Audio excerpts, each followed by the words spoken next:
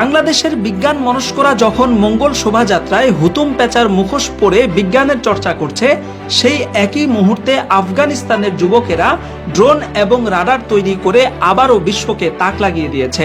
সম্প্রতি আফগান এক যুবককে চালকবিহীন যুদ্ধ বিমান বানিয়ে আকাশে ওড়াতে দেখা গেছে, যা বিশ্বখ্যাত মার্কিন ফাইটার F-22 এর মডেল অনুকরণে বানানো হয়েছে। তবে বাজার থেকে খেলনা ড্রোন কিনে কোনো মতে সেটাকে জোড়াতালি দিয়ে আকাশে ওড়ানো হচ্ছে, বিষয়টি মোটেই এমন নয়। কারণ এটি কোনো ড্রোনই নয়, বরং বিমান অথবা যুদ্ধ বিমান আকাশে উড্ডয়ন, অবতরণ এবং ডানে বামে ঘোরার ক্ষেত্রে ডানার পিছনের অংশকে যেভাবে উঁচু নিচু করা হয়, মেধাবী আফগান যুবক তার এই বিমানেও সেই প্রযুক্তি প্রয়োগ করেছেন। এখানে খুব মুনশিয়ানার সাথে তিনি পাখার পেছনে সূক্ষ্ম গাণিতিক হিসাব প্রয়োগ করে সফলভাবে তার বিমানকে আকাশে উড়াতে এবং নিরাপদে পুনরায় নামিয়ে আনতে সক্ষম হয়েছেন। মোটর এবং পাখা উপযুক্ত জায়গায় তিনি নিজে স্থাপন করেছেন। কাজেই খেলনা ড্রোন কিনে জোড়াতালি দিয়ে ওড়ানো হচ্ছে, এমন অভিযোগ তোলার সুযোগ নেই।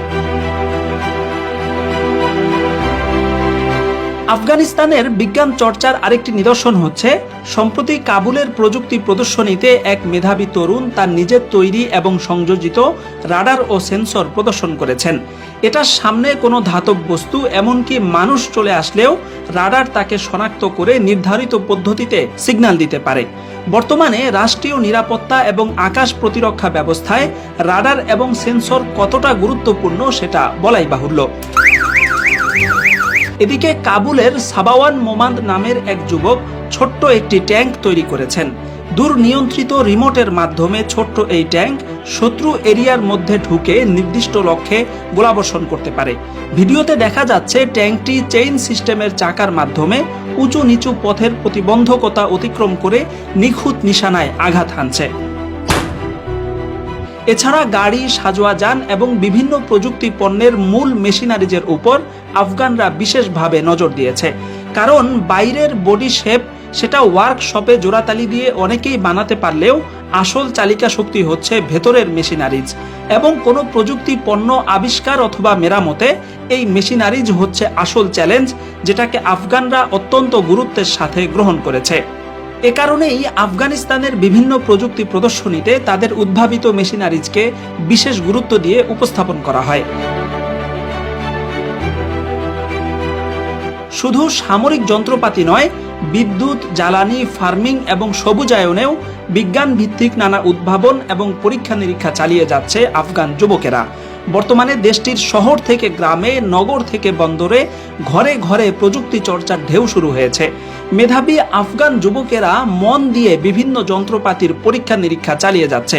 প্রত্যেকে নিজ নিজ জায়গা থেকে চেষ্টা করছে এবং ইমারত সরকার রাষ্ট্রীয়ভাবে তাদের পৃষ্ঠপোষকতার পাশাপাশি প্রযুক্তি তথ্য বিনিময় এবং প্রশিক্ষণের জন্য তুরস্কের সাথে চুক্তি সম্পাদনের দ্বারপ্রান্তে রয়েছে।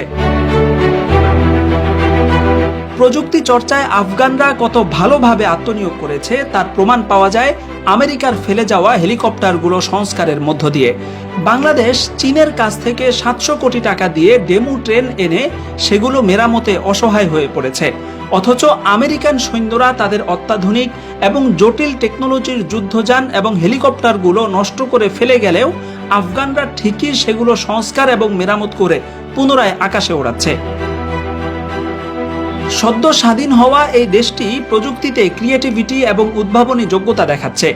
অপরদিকে বাংলাদেশের বিজ্ঞান মনস্করা স্বাধীনতার 50 বছরে এসেও হুতুম পেঁচার মুখোশ দিয়ে মঙ্গল কামনার বিজ্ঞান চর্চা করছে। বিশ্লেষকরা বলছেন, বর্তমানে আফগানিস্তানে প্রযুক্তির চর্চা ও উদ্ভাবনের যে প্রতিযোগিতামূলক পরিবেশ তৈরি হয়েছে, তাতে সেদিন বেশি দূরে নয় যেদিন আফগানিস্তান আধুনিক প্রযুক্তি ও সমরাস্ত্রে বিশ্বকে নেতৃত্ব দিবে।